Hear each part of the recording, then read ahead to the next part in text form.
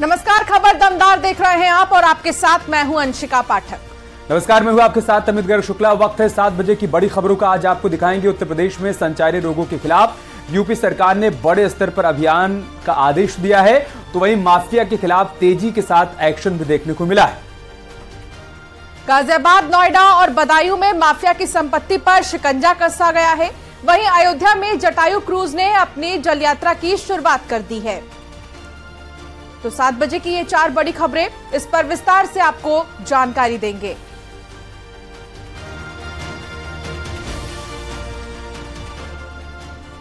UP में आज कई जिलों में माफिया पर एक्शन देखने को मिला। 3 तस्वीरें आपको दिखाएंगे। गाजियाबाद के लोनी में गैंगस्टर जितेंद्र बंसल की 6 करोड़ रुपए की संपत्ति कुर्क कर ली गई है। और इसके अलावा आपको बता दें कि लोनी के बलराम नगर में मार्केट समेत कई संपत्तियों को प्रशासन ने कुर्क कर लिया। वहीं नोएडा में जीएसटी फ्रॉड केस में एक्शन हुआ है। 15,000 करोड़ के फ्रॉड के मामले के 3 आरोपियों के घर कुर्की का नोटिस चस्पा किया गया है। इसके अलावा बदायूं में भू माफिया पर एक्शन, पुलिस और प्रशासन ने सख्त कदम उठाते हुए गैंगस्टर महबूब अली की 38 करोड़ की संपत्ति कुर्क की है। फिलहाल 2 तस्वीर आपकी टेलीविजन स्क्रीन पर, गाजियाबाद और नोएडा की, जहां 2 गैंगस्टर के संपत्तियों को कुर्क कर लिया गया है और नोटिस चस्पा किया गया है। हालांकि बदायूं में भी एक्शन लिया गया और बदायूं में भी कार्रवाई की गई है।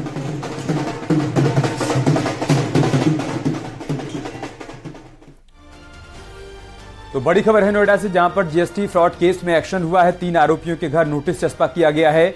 15,000 करोड़ के फ्रॉड का यह मामला है। कुर्की की कार्रवाई शुरू कर दी गई। सेक्टर 20 में घरों पर नोटिस चस्पा किए गए हैं। तस्वीरें हम आपको दिखा रहे हैं। जब आज मुनादी कराई गई और बाकायदा कानूनी प्रक्रिया का पालन करते हुए नोटिस चस्पा किया गया है।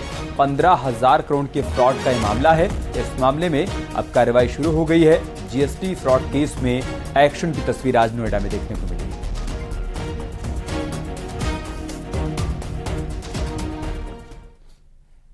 बदायूं में भू माफिया पर एक्शन लिया गया। पुलिस और प्रशासन ने सख्त कदम उठाते हुए गैंगस्टर महबूब अली की 38 करोड़ की कुर्की की है संपत्ति। इसके साथ ही आपको बता दें कि गाजियाबाद पुलिस ने ये कार्रवाई की है। बदमाश महबूब अली गाजियाबाद के मुरादनगर का रहने वाला है। तो 38 करोड़ की संपत्ति कुर्क की गई है। गाजियाबाद पुलिस ने कार्रवाई की है। बदायूं में यह एक्शन लिया गया है। हालांकि ये रहने वाला गाजियाबाद का था। वार्ड संख्या 21/23 सरकार बना। और एक बड़ी खबर हरदोई से, जहां पर मार्ग चौड़ीकरण में बाधा बन रहे मकानों पर बुलडोजर चला है। हरदोई लखनऊ राजमार्ग पर बुलडोजर एक्शन देखने को मिला है। हरदोई लखनऊ राजमार्ग को 4 लेन बनाने का काम चल रहा है। राजमार्ग में बाधक बन रहे मकानों पर ये बुलडोजर की कार्रवाई आज देखने को मिली। बुलडोजर की मदद से कई मकान तोड़े गए हैं। शहर कोतवाली इलाके के लालपालपुर में सड़क किनारे बने मकानों पर बुलडोजर चल रहा है।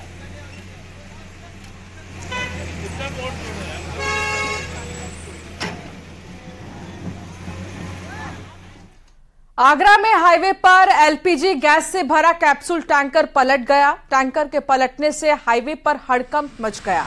रोड बंद कर दिया गया। सूचना मिलते ही पुलिस के साथ ही फायर ब्रिगेड की टीम मौके पर पहुंची। यह हादसा ट्रांसपोर्ट नगर के हाईवे ब्रिज पर हुआ। मथुरा की तरफ से एलपीजी गैस से भरा कैप्सूल सिलेंडर आ रहा था, तभी कैंटर का स्टीयरिंग लॉक हो गया और कैंटर पलट गया।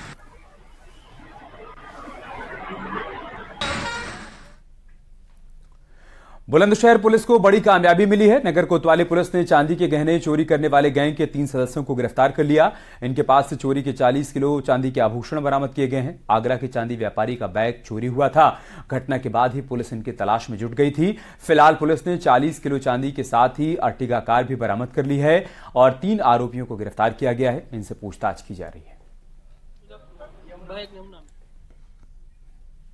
टीम हमारी पीछे पीछे लगी रही और इसी बीच इनको पता चला कि ये माल बेचने के भी फिराक में है और दूसरी जगह पहुंचाने के फिराक में है, तो इनको पकड़ा गया।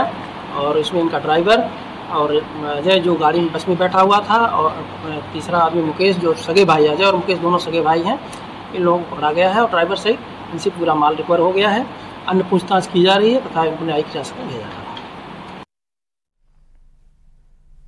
सीएम आवास पर सीएम योगी ने डेंगू और वेक्टर बॉर्न बीमारियों के संबंध में बैठक की। संचारी रोग को लेकर सीएम योगी ने अधिकारियों को आदेश दिया है।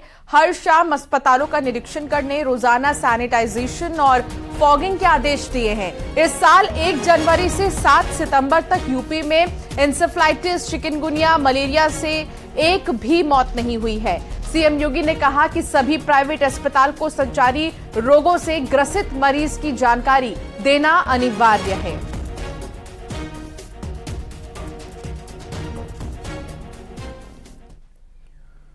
यूपी का एक और सफल मॉडल पूरे देश में लागू होने जा रहा है। यूपी के आकांक्षात्मक ब्लॉक की निगरानी और नियोजन के लिए शुरू की गई सीएम फेलोशिप योजना नीति आयोग को भा गई है।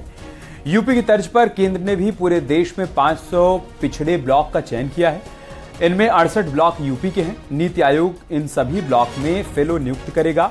योजना को अपनाने के लिए आयोग ने सभी राज्यों को पत्र भी लिख दिया है। इसमें फेलो की नियुक्ति भी शामिल है। बता दें कि पहले भी योगी सरकार की कई योजनाएं केंद्र सरकार लागू कर चुकी है, जैसे कि ओडीओपी, जन आरोग्य मेला, विश्वकर्मा सम्मान योजना, और अब इसी कड़ी में एक नई योजना जुड़ गई है।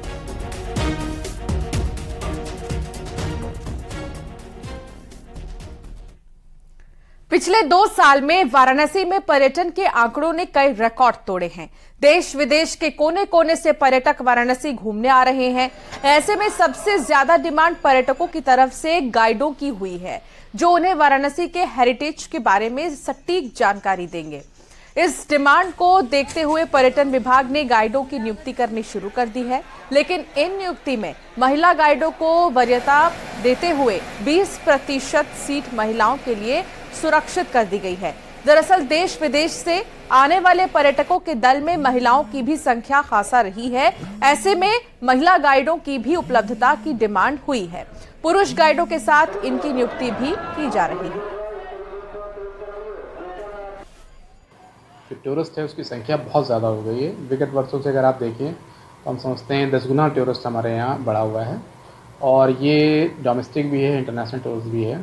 यहाँ पर आने वाले टूरिस्ट को वाराणसी से के स्थानों से परिचित करा सकें, यहाँ का हेरिटेज, यहाँ के घाट। इसके लिए आवश्यकता है कि हम कुछ नए गाइड्स भी बनाएं, और वर्तमान में गाइडों का एक प्रशिक्षण भी विभाग के माध्यम से कराया गया है।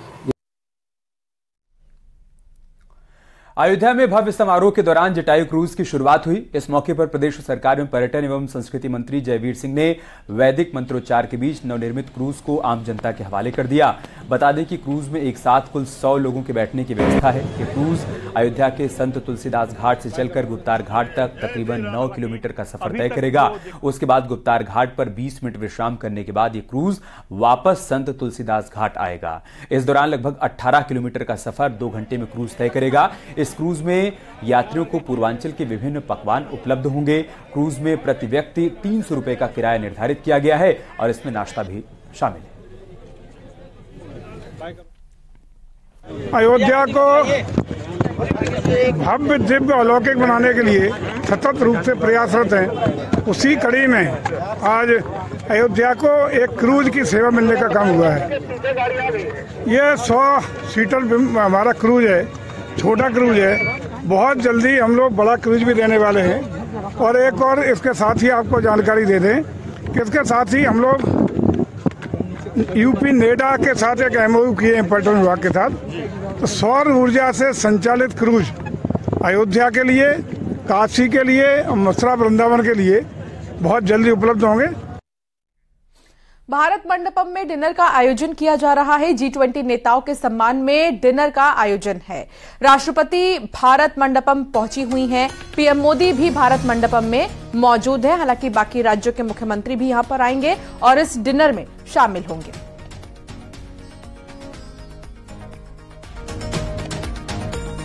तो आज क्योंकि डिनर का आयोजन है, राष्ट्रपति की तरफ से तमाम राज्यों के मुख्यमंत्रियों को भी आमंत्रित किया गया है। ये तस्वीर आपको दिखा रहे हैं जहां राष्ट्रपति द्रौपदी मुर्मू को आप देख रहे हैं, जो भारत मंडपम पहुंच चुकी हैं। इसके अलावा प्रधानमंत्री नरेंद्र मोदी भी भारत मंडपम में ही मौजूद हैं।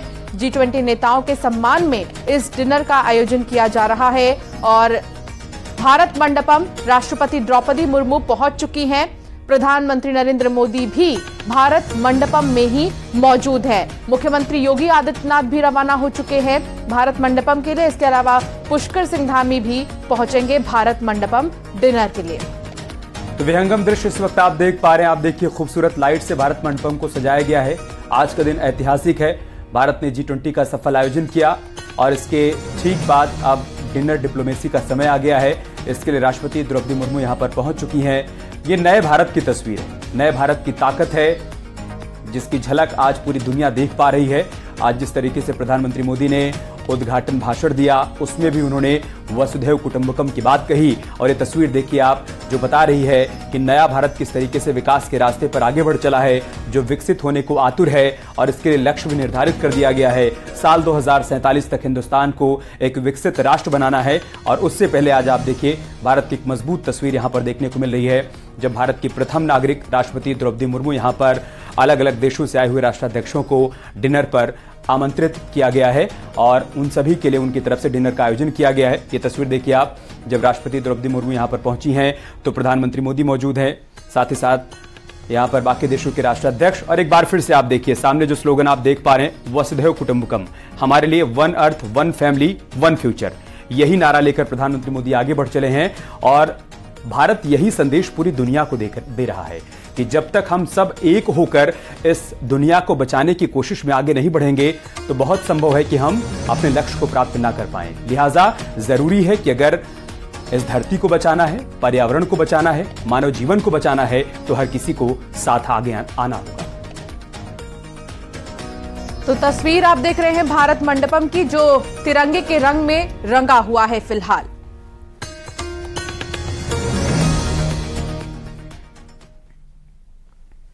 G20 समिट में पहले दिन बड़ा फैसला लिया गया। भारत, सऊदी अरब, यूरोप, UAE और अमेरिका ने मिलकर यह फैसला लिया है। इन देशों ने एक बड़ी इंफ्रा डील पर सहमति जताई है।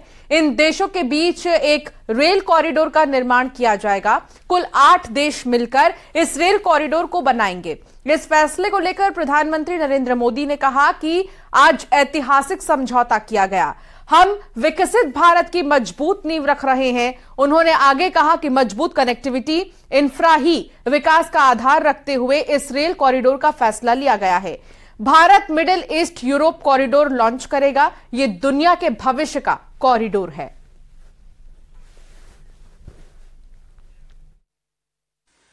आज हम सब ने एक महत्वपूर्ण और ऐतिहासिक समझौता संपन्न होते हुए देखा है। आने वाले समय में यह भारत, पश्चिम एशिया और यूरोप के बीच इकोनॉमिक इंटीग्रेशन का प्रभावी माध्यम होगा। यह पूरे विश्व में कनेक्टिविटी और विकास को सस्टेनेबल दिशा प्रदान करेगा। और बात करते एक अच्छी खबर की। देश में आपदा के दौरान राहत पहुंचाने में रिलायंस इंडस्ट्री हमेशा से ही आगे रहती है। उत्तराखंड में बाढ़ पीड़ितों को राहत पहुंचाने के लिए RIL के डायरेक्टर अनंत अंबानी ने 25 करोड़ रुपए का चेक सौंपा, जिसके बाद सीएम धामी ने रिलायंस इंडस्ट्रीज का धन्यवाद दिया।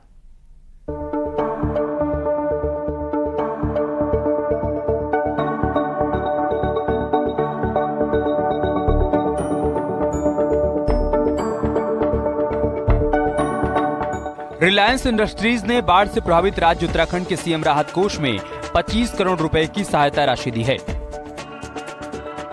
इस साल भारी बारिश के चलते उत्तराखंड में काफी नुकसान हुआ है, जिसको देखते हुए रिलायंस के निदेशक अनंत अंबानी की ओर से यह धनराशि मुख्यमंत्री राहत कोष में दान की गई। अनंत अंबानी ने मुख्यमंत्री पुष्कर सिंह धामी को लिखे एक पत्र में लिखा है कि हमें उम्मीद है कि ये पहल उत्तराखंड के लोगों के लिए विभिन्न विकास कार्यक्रमों को शुरू करने की राज्य सरकार के प्रयास को आगे बढ़ाएगी। रिलायंस में हम पिछले 10 वर्षों से अधिक समय से राज्य में विभिन्न शिक्षा और सामाजिक विकास पहलों के माध्यम से भागीदार रहने के लिए भाग्यशाली हैं। रिलायंस इंडस्ट्रीज की ओर से मुख्यमंत्री सीएम धामी को 25 करोड़ रुपए की धनराशि का चेक सौंपा गया। इस राशि के लिए सीएम पुष्कर सिंह धामी ने अनंत अंबानी को धन्यवाद दिया। आपको बता दें कि रिलायंस इंडस्ट्रीज और व्यक्तिगत रूप से अंबानी परिवार कई सालों से उत्तराखंड के विकास के बड़े समर्थक रहे हैं। इससे पहले भी रिलायंस इंडस्ट्रीज ने साल 2020 में चारधाम देवस्थानम बोर्ड को 5 करोड़ रुपए दिए और कोविड लॉकडाउन के दौरान भी 5 करोड़ रुपए दिए। इसके साथ ही साल 2021 में उत्तराखंड आपदा प्रबंधन अथॉरिटी को रिलायंस फाउंडेशन की ओर से 5 करोड़ रुपए दिए गए।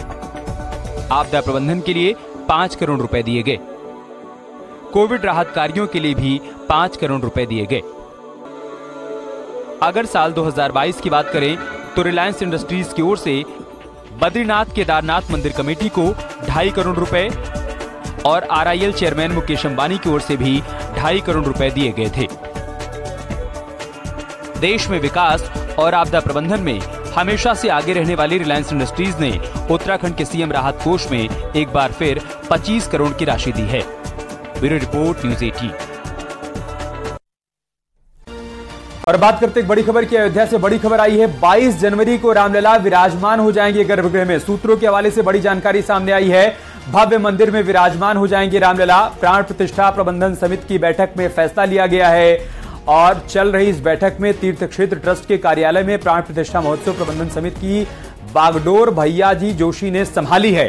अयोध्या में चल रही है 2 मैराथन बैठकें। अयोध्या में तैयारियों को लेकर ये बैठकें चल रही हैं और इसी बैठक के दौरान ये बड़ी बात सामने आई कि 22 जनवरी वो तारीख होगी जब रामलला अपने गर्भगृह में विराजमान हो जाएंगे।